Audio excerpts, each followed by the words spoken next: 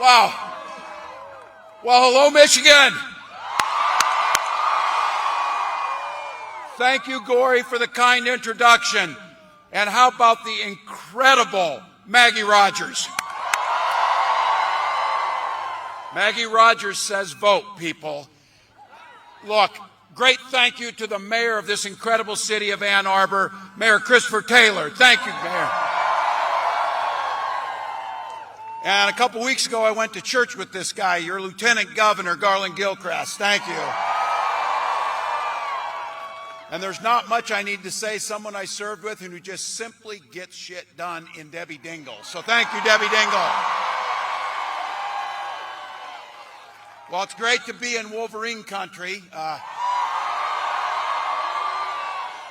Last time I was here, you were beating my Gophers, so thank you very much. I know. Look, I know on November 5th, I learned it while I was over here what Michigan's going to do. Let's go! Folks, thank you all for coming out. We're blessed on this beautiful evening. I know you could have done anything else, but you came here because you love this country. 8 days till the election. And our team is running like everything's on the line because everything's on the line. But here's the good news. If you're feeling any of that anxiety, any of that nervousness, any of that worry, we've got the solution for you. Get out there and vote for Kamala Harris. I know, I did it last Wednesday with my son who voted the first time, and it works. It works. I am so honored when she asked me to be on this ticket with her. And I have to tell you, I may someday live down the fact that I screened her first call and didn't answer it. So, look, her first day, from a prosecutor to a district attorney to the Attorney General of California to a United States Senator to the Vice President, Kamala Harris had had one client, the people. She stood up for women and children against predators and abusers. She stood up for seniors and workers against fraudsters and big corporate interests. And she stood up for families and communities and took on transnational gangs and traffickers. She talks about this. Kamala's mother taught her something.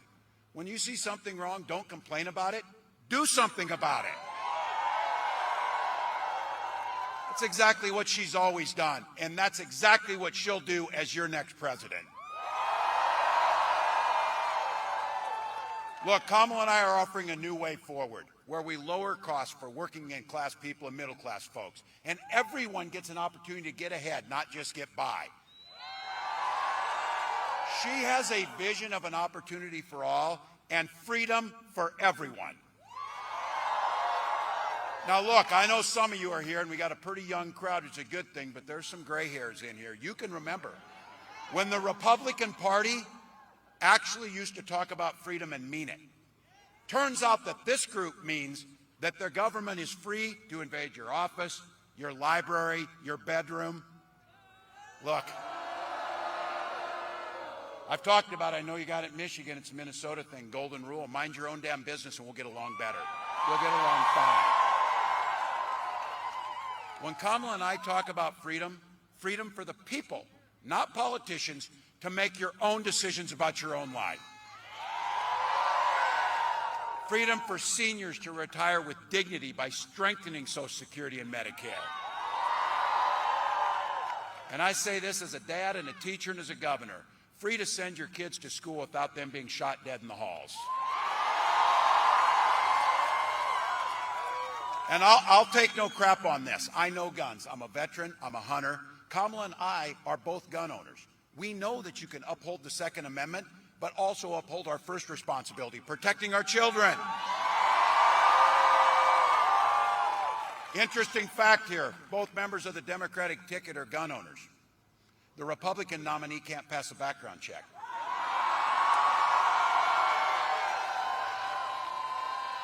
Let's be very clear. The most basic freedom. When we talk about freedom, Kamala Harris and I mean the freedom for every woman to make decisions about her body without government interference. And these folks aren't done yet. I mean fertility treatments too. And there's so many of us out there having to talk personally. If you've never gone through the hell of infertility, I guarantee you know somebody who has. It took Gwen and I years to finally have the daughter that we had. When she was born, we named her Hope. And she and her brother Gus are our whole life. That's what this election is about. Gwen and I were only able to have that family because we had access to fertility treatments. And I will be damned if anyone in this country should be denied the family that they want. All right, this is for about half this crowd. This is for the men. All of you have those women in your life that you love, daughters, partners, sisters, friends, neighbors, colleagues, whoever it might be. Their lives are at stake in this election. Be very clear about that. And be very clear about this. When Congress restores the right to choose, making Roe the law of the land, Kamala Harris will proudly sign it into law.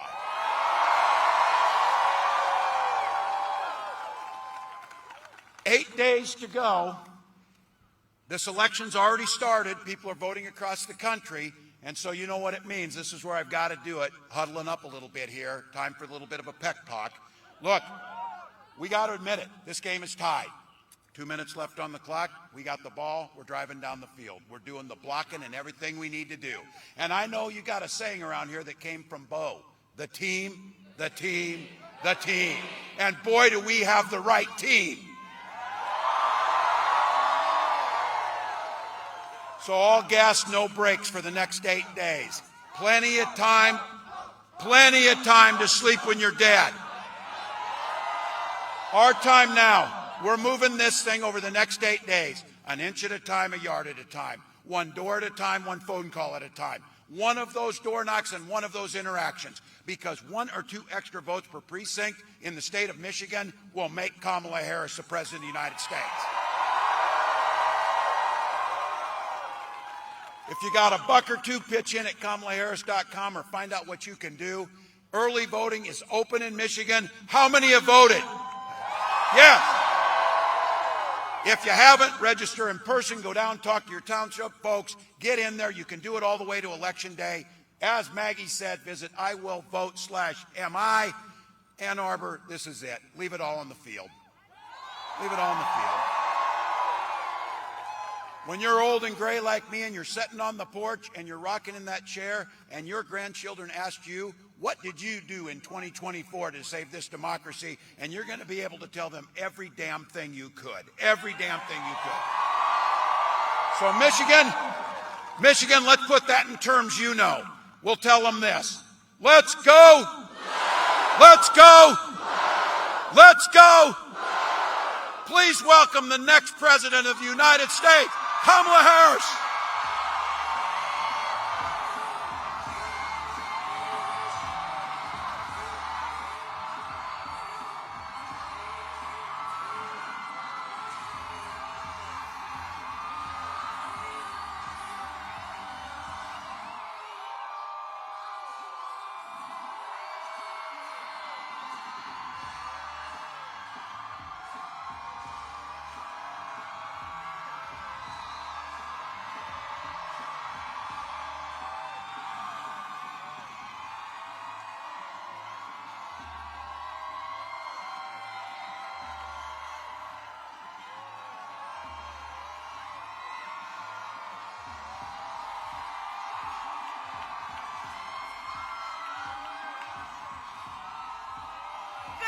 Ann Arbor!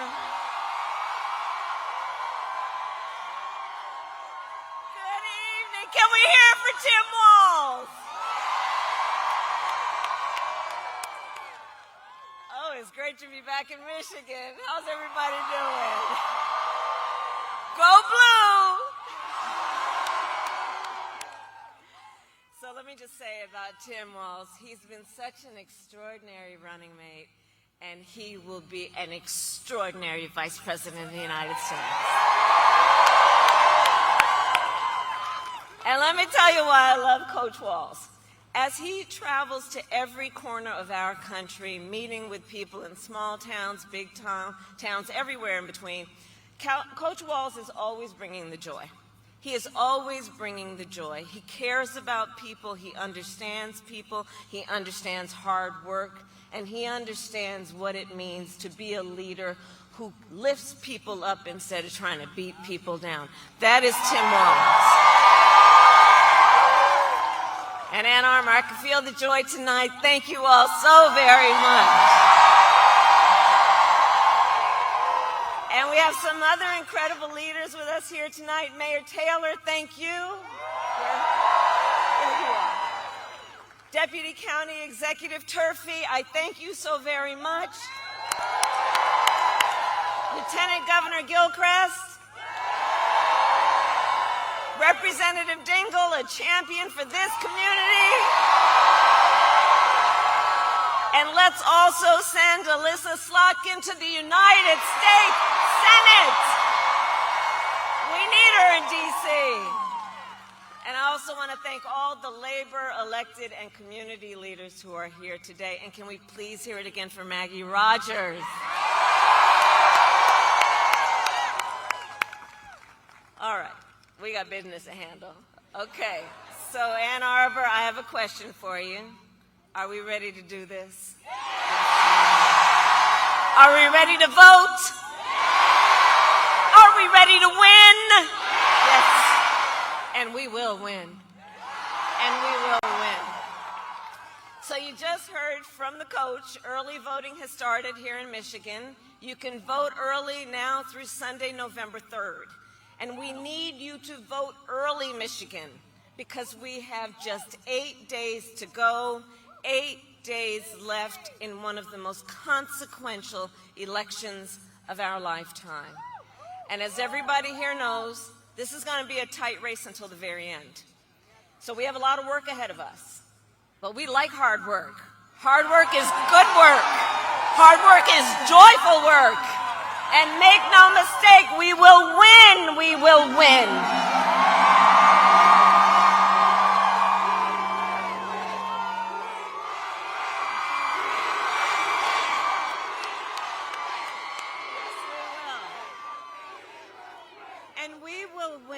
Because together, and we will win, yes, yes. We can keep going all night. But one of the reasons we will win is because we are all in this together. We are all in this together. People from every walk of life, understanding that the vast majority of us have so much more in common than what separates us. And we here are fighting for the future. We are fighting for the future. And we understand the opportunity that we have before us to turn the page on the fear and divisiveness that have characterized our politics for a decade because of Donald Trump. We have an opportunity to turn the page and chart a new and joyful way forward where we tap into the ambitions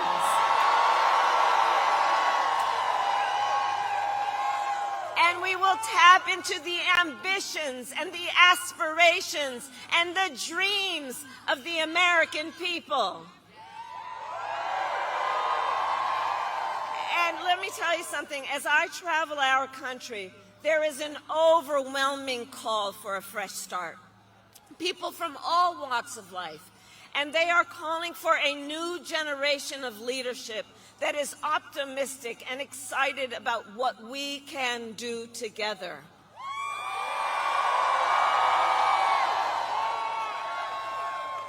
There is a yearning in our country for a president who will see you, who gets you, and who will fight for you.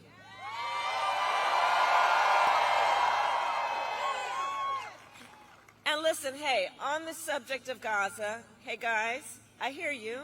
On the subject of Gaza, we all want this war to end as soon as possible and get the hostages out, and I will do everything in my power to make it so. And let's be clear, we are all here because we are fighting for a democracy and for the right of people to be heard and seen. We're not about the enemy within. We know we are all in this together. That's what we are fighting for.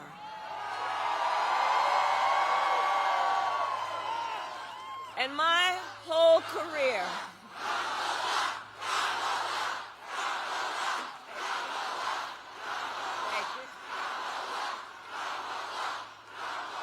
okay, now I want each of you to shout your own name. Do that. Because it's about all of us. It's about all of us. And listen, I have fought my whole career to put the people first and to put the people above partisanship. I never once asked in my career, are you a Democrat or are you a Republican? The only thing I ever asked is, how can I help you? Are you okay? And that is a major difference between Donald Trump and me, and between the two extremely different visions that he and I have for our nation. His is focused on himself and the past. Ours is focused on the future, and it is focused on the people.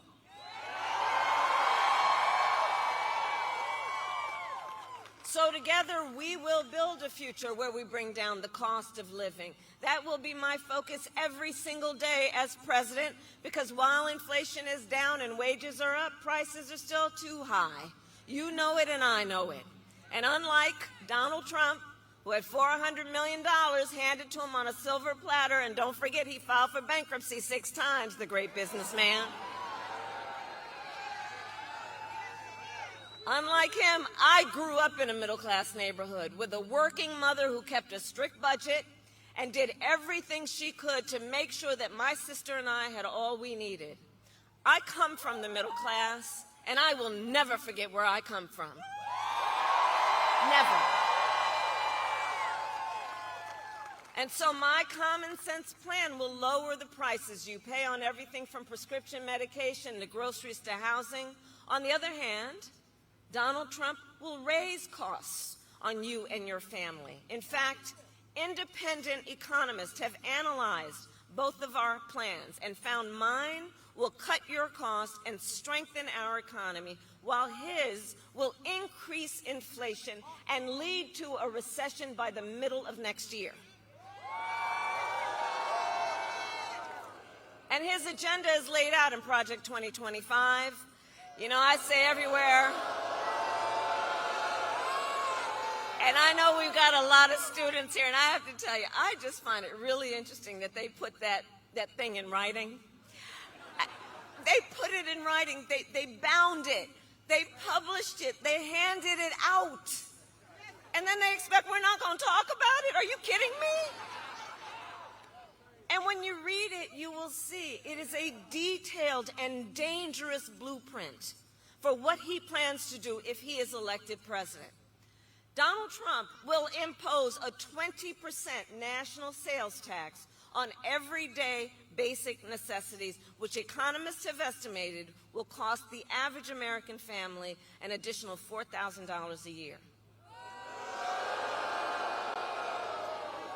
Contrast, on the other hand, I'm going to take on corporate price gouging. I've done it before, and I will do it again. Donald Trump will give massive tax cuts, like he did before, to billionaires and the biggest corporations. He did it the last time. He's going to do it again. I, on the other hand, will give middle-class tax cuts to 100 million Americans, including $6,000 for the first year of a child's life, because I understand how that will lift America's children out of poverty, which must be one of our highest goals. Donald Trump will get rid of the $35 a month cap on insulin for our seniors. He will cut Medicare and Social Security. In fact, economists say he will bankrupt Social Security in the next 6 years. And understand what that means. So many of the seniors in America, that's their only source of income. That's the only way they're able to pay their rent and buy food. I have a plan to support our seniors so they can grow older with dignity and so their families are not overwhelmed by the cost of home health care.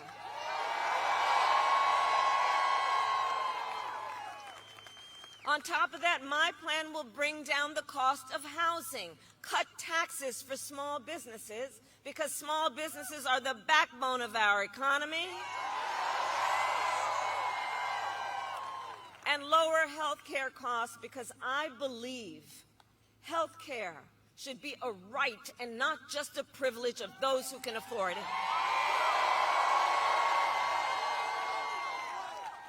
Donald Trump, on the other hand, intends to end the Affordable Care Act and take us back, which would take us back to a time when insurance companies could deny people with pre-existing conditions. You remember what that was like? Well, we are not going back. We are not going back. We are not going back.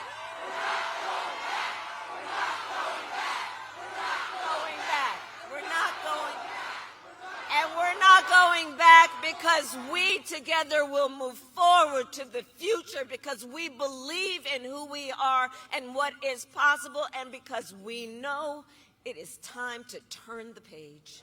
It is time to turn the page.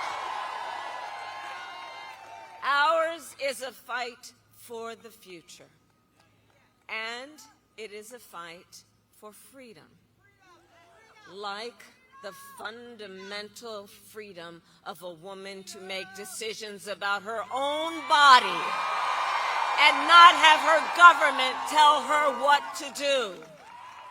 And we all remember how we got here. When Donald Trump was president, he hand-selected 3 members of the United States Supreme Court with the intention that they would undo the protections of Roe v. Wade. And they did as he intended, and now in America, 1 in 3 women lives in a state with a Trump abortion ban. Many with no exceptions, even for rape and incest. I was just in Texas the other day. You know they provide prison for life for doctors and nurses and healthcare providers for providing care. Prison for life. And no exceptions for a crime that is a violation of someone's body, and then to tell that survivor of that violation, you have no right to make a decision about what happens to your body next? That is immoral. It is immoral. And I know we all agree, one does not have to abandon their faith or deeply held beliefs to agree the government should not be telling her what to do. Not the government. And listen, you all have heard me say, I do believe Donald Trump to be an unserious man, but the consequences of him ever being president again are brutally serious. Brutally serious. Consider, on the topic we were just discussing, Donald Trump still refuses to acknowledge the pain and suffering he has caused. He insists that, quote, everyone wanted for Roe v. Wade to be overturned. Everyone wanted this? Women are being denied care during miscarriages, some only being treated when they've developed sepsis. They didn't want this. Couples trying to grow their family have been cut off in the middle of IVF treatments. They didn't want this. The men of America are seeing their daughters and wives and sisters and mothers put at risk because their rights have been taken from them. The men of America don't want this. And women have died because of these bans. How could anyone say these folks wanted this? And I pledge to you, when Congress passes a bill to restore reproductive freedoms, as President of the United States, I will proudly sign it into law. Proudly. Proudly. And I'm traveling our nation, so I have to tell everyone here, across our nation, we are seeing a full-on assault on other and additional hard-fought, hard-won freedoms and rights, like the freedom to vote. I was just in Georgia. You know they passed a law that makes it illegal to give people food and water for standing in line to vote? The hypocrisy abounds. Whatever happened to love thy neighbor, right? Attacks on the freedom to be safe from gun violence, the freedom to breathe clean air and drink clean water, the freedom to love who you love openly and with pride.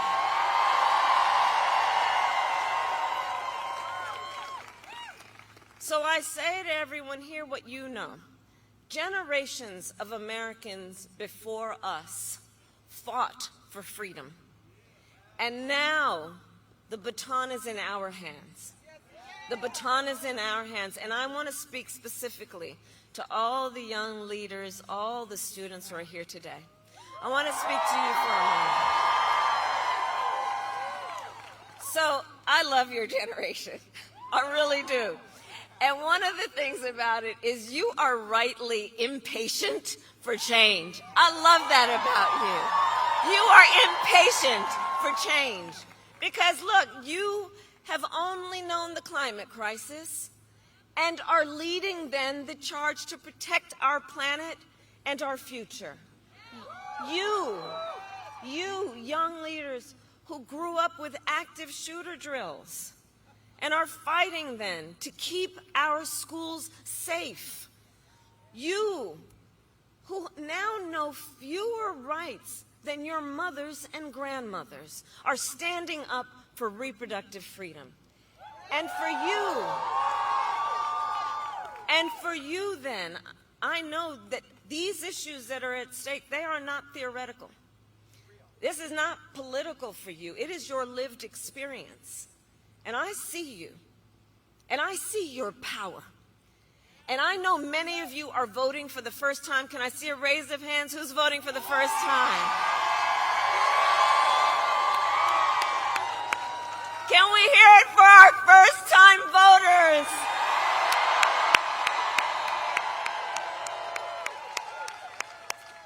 See, that's why I know the future of our country is bright. That's why I know. So listen, so much is on the line in this election, and this is not 2016 or 2020. We can all see that Donald Trump is even more unstable and more unhinged, and now he wants unchecked power.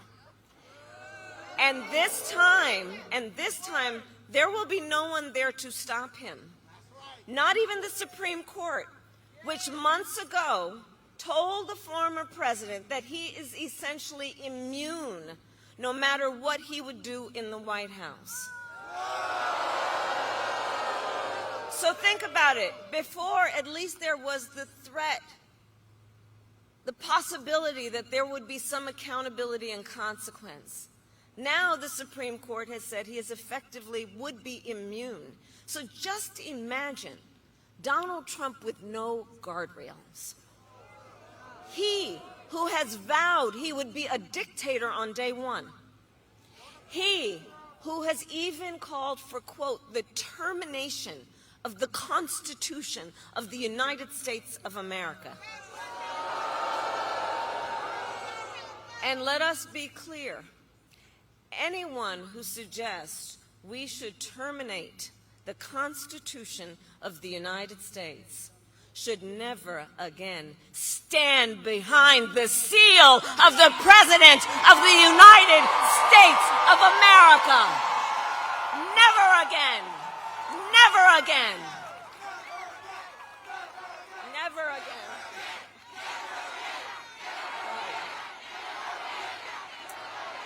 So, Michigan, there is a huge contrast in this election, and I'd ask us to just imagine the Oval Office in 3 months, okay? So just picture it in your head. So either it's Donald Trump sitting in there, stewing over his enemies list, or me, with your help, working for you, checking off my to-do list.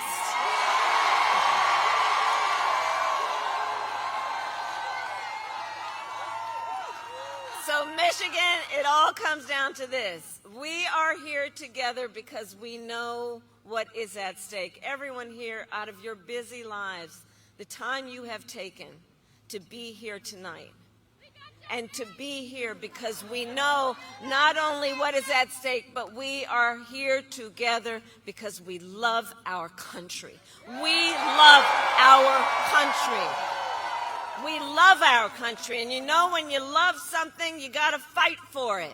Ours is not a fight against something. Ours is not a fight against something. It is a fight for something. And I do believe it is one of the highest forms of patriotism, love of our country, to then fight for the ideals of our country and to fight to realize the promise of America. That's what our campaign is about. That's what we are about. And one of the most powerful ways that we will do that is with our vote. So now is the time to get out the vote, Michigan.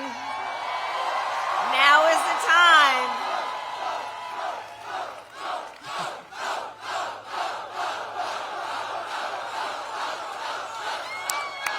And we have 8 days to get this done. So obviously, nobody here is going to sit on the sidelines. And let's make sure that we spend the next 8 days knowing that in 9 days, when we look back, we will be able to say and know we did everything we could to remind our friends and our classmates and our neighbors and our coworkers that we're all in this together. You know, there's been something about this Trump era that's been very backward in terms of trying to suggest that the measure of the strength of a leader is based on who you beat down, instead of what we all know. The true measure of our individual and collective strength is based on who we lift up. That's what we are about. And over these next 8 days, yes, we will win. Yes, we must win. But let's also approach these 8 days knowing our power to build community, knowing our power to build coalitions, knowing our power to reach out to one another, reminding us that nobody is alone, that we are all in this together. And let's do that then while we knock on doors, while we take the time to text and call potential voters. Let's reach out to our family and our friends and our classmates and our neighbors and make sure they know the stakes in this election. And let's remind them your vote is your voice and your voice is your power.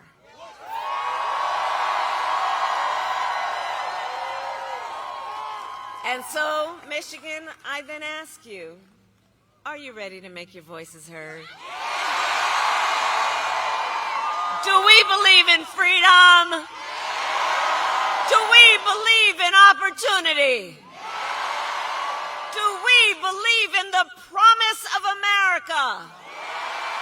And are we ready to fight for it? And when we fight, we win. God bless you, and God bless the United States of America.